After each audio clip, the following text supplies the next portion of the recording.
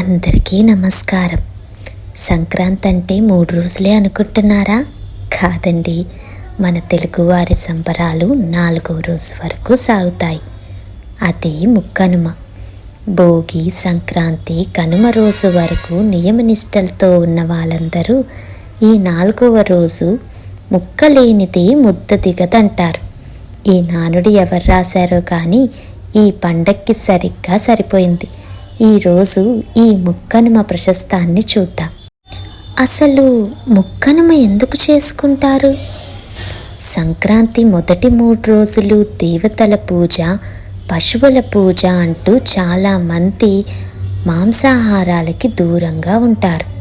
అందుకే ఈ 3 రోజుల పండుగ విజయవంతంగా అయిపోయిన తర్వాత 4వ రోజు కృతజ్ఞతగా అందరూ కలిసి దావత్ చేసుకునే రోజే ముక్కనుమ.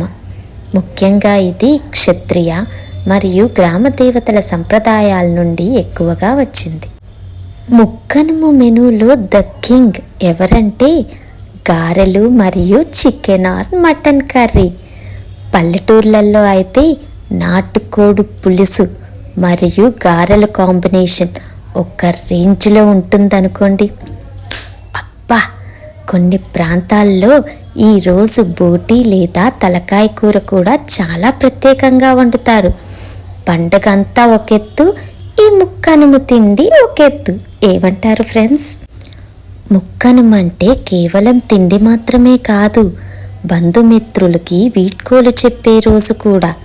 ఇంటికి వచ్చిన చుట్టాలు తిరిగి వెళ్లే ముందు ఒక మంచి విందు భోజనం పెట్టి పంపడం మన తెలుగువారి మర్యాద. అలాగే ఈరోజు పల్లెటూర్లలో కోడి పందాలు మరియు ఎద్దుల బండ్ల పోటీలు క్లైమాక్స్కి చేరుతాయండోయ్. ఇదండి ముక్కనుమ గురించి విశేషాలు. మీ ఇంట్లో ముక్కనుమ స్పెషల్ మెనూ ఏంటో?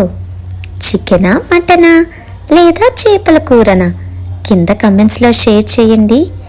ఈ వీడియోతో మన సంక్రాంతి సిరీస్ ముగుస్తుంది. మళ్ళీ కొత్త వీడియోతో కలుద్దాం. అందరికీ ముక్కనుమ శుభాకాంక్షలు.